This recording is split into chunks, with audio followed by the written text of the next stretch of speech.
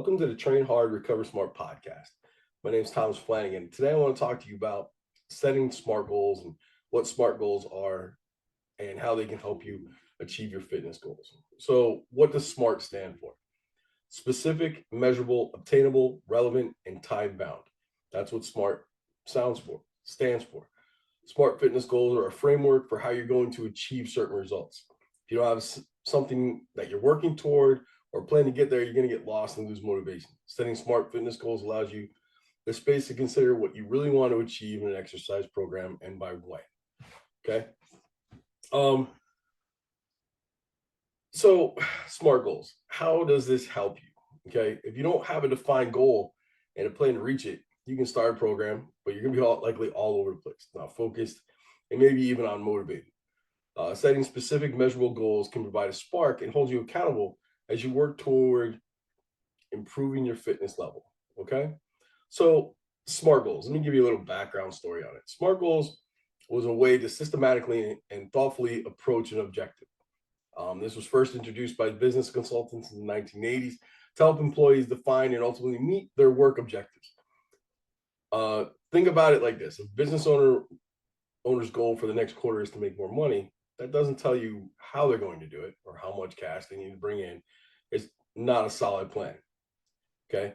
So again, that if you take that and you apply it to your fitness goals, saying that I'm going to get healthier doesn't give you useful blueprint to work with. Okay. So an example of a SMART fitness goal is in the next 3 months, I'll increase my current my average step count from 6,000 steps per day to 8,000 steps.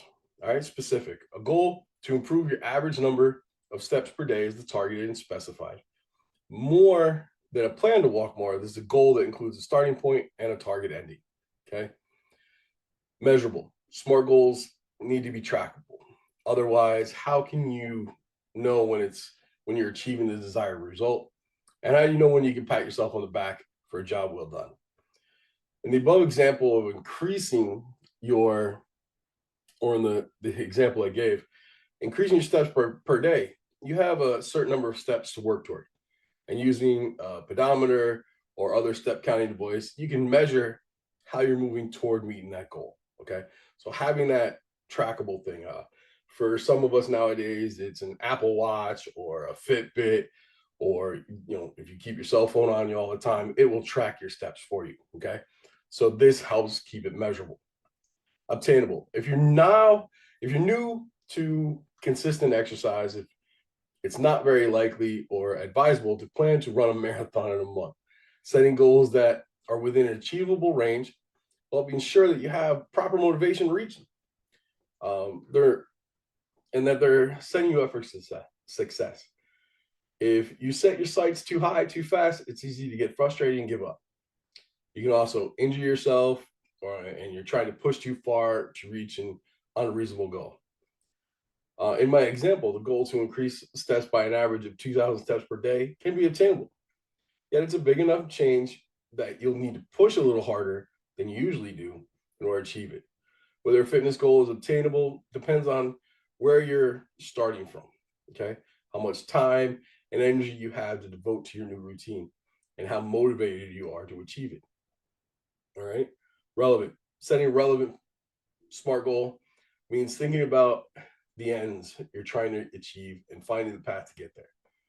If your reason for increasing your step count is to achieve an overall improvement in your health, you're on the right track. Walking can burn some calories, relieve stress, improve your energy, and more.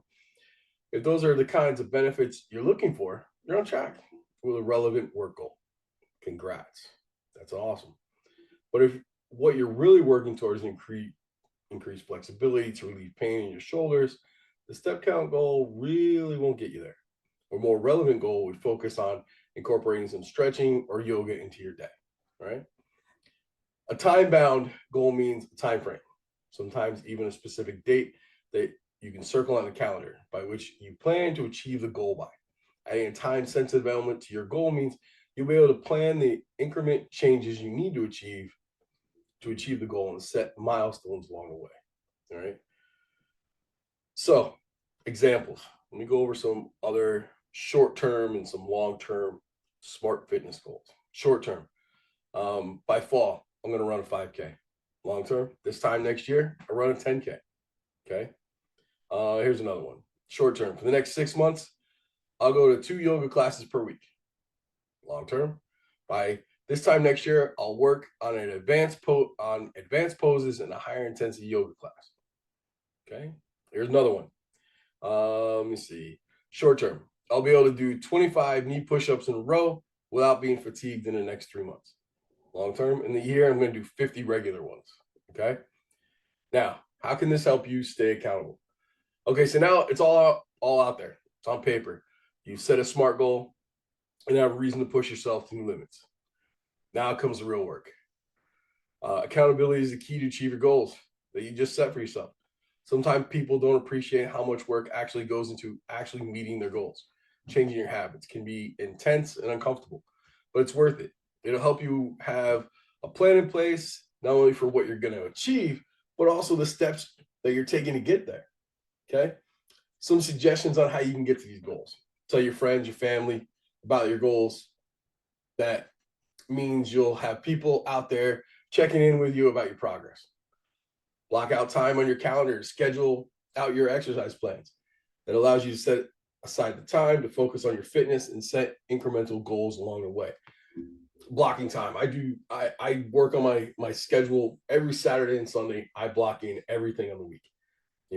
I leave a little wiggle room for other things, but most of the time by Sunday noontime, my schedule for the week is locked. I won't take in anything else, nothing like that. All right. My workouts are in there and just everything. So that is a key right there, the blocking of the time. Make an appointment for your health with yourself. Right. You're going to join a gym, a class, positive peer pressure, and built-in support team that can keep you on track. Consider talking to a trainer or a coach to help you map out a plan and keep you going. That's another good one. Just having somebody give you the framework of a plan that has been proven to work to get you to your goals, that just needs some tweaking to hit to be customized to your needs and your limitations. Having somebody that's been doing it and they know the roadmap to get you there. Having one of those in your corner is absolutely fundamentally perfect. Okay. Keep a journal where you write down the work that you've put in and the gains you've made to keep up the momentum. Okay. There's a lot of apps out there that help you with keeping track of that stuff, especially when it comes to food. All right. Celebrate when you reach your goal. How you celebrate is up to you, but make sure to take a moment to congratulate yourself on your victory. Okay. Working toward a no goal can be exciting and maybe even daunting, but breaking it all down into short-term plans and long-term goals that are obtainable and measurable can help take some of the guesswork out of an equation, and it keeps you physically and mentally on track to make changes in your life. If you're still not sure, where to start or looking for advice, again, you can reach out to me, through the podcast. You can send me some messages. You can email me at tnrfitness@tnrfit.com. You can make sure you follow me on all platforms. Instagram, Coach Tom Fitness. Facebook. You can just look me up by my name. I will be more than happy to help you come up with a plan to reach your goals. Okay. Having a fitness professional like a personal trainer or coach to help you set your goal, to make a plan to achieve it, will give you a nudge along the way, and to give you a nudge along the way. Again, I've been doing this going on 9 years now, and my one client, Shannon, she came to me October of 2021 with a goal to lose 50 pounds. We really got started on her goal in March of 2022, and she was 240 pounds. And as of her last weigh-in, she's about 180. So we smashed the 50 pound mark in 10 months. Now she's changed her goals. Her goals now are, more focused on setting PRs for lifts and doing other things incorporated. You could, once you have that big goal and you get there, the other thing that happens is now I'm there. Now what do? You get lost. So having to adjust after you reach, and you have to do another SMART goal. Okay. And break it up. As I said, break it up into little goals. So if your goal is 50 pounds in 12 months, so that means we want to get about a pound a week. So by doing that, you set up little goals. So every month, if you hit your 4-pound mark, or you hit a 5-pound mark, celebrate, give yourself a pat on the back. You always got to reward yourself. And just keep working toward it. Always remind yourself. I tell my clients to write down their goals and put it right in front of them every day, so they know what they got to work toward. Okay. So let me just recap real quick. So a SMART goal, it's specific, measurable, attainable, relevant, and time bound. Okay. So for me, I will tell you what my goals. I have 2 goals this year. One, I want to lose 49 pounds by December 31st. Okay. That's goal 1. Goal 2 is I want to get into the 1,000-pound club by the end of the year. So the 1,000-pound club, what that is my back squat, my deadlift, and my bench press. When you take those 3 and you add them up, it has to equal out to more than 1,000 pounds. So my 1 rep max for squat, my 1 rep max for deadlift, and my 1 rep max for my bench press have to add up to more than 1,000 pounds. The last time I achieved this goal, I was in my early 20s, and I am now 47. So that is my goal this year. Again, I want to lose 49 pounds by December 31st. So I have roughly 8 months, 8.5 months to hit that goal, and I have about 8.5 months to hit my 1,000-pound club. So those are my SMART goals. They're specific, they're measurable, because I can get on the scale, and with my workout plan, every 6 weeks I do a 1 rep max test. They're obtainable. I'm giving myself plenty of time to do it. They're relevant. Okay. Because I can achieve them. Okay. And for they're relevant to my ultimate goal. And time bound by the end of the year, December 31st. It's when I want to hit it. It's when I want to be there. All right. I want to start off 2024 at around 200 pounds. Okay. So I hope you got some good information out of this. This is the starting point. SMART goals. You got to know where you're going before you can start. When you get in your car, you got to load the address and GPS before you start driving, or you're just going to drive around in circles trying to figure out what's going on, where you're going, what you're doing. All right.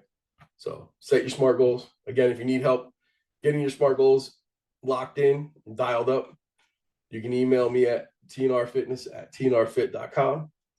You can follow me on Instagram at Coach Tom Fitness. You can follow me. You can, follow me on Facebook. Just look me up by my name. I will put in the links in the description of this podcast.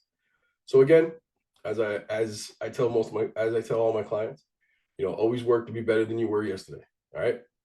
So train hard, recover smart.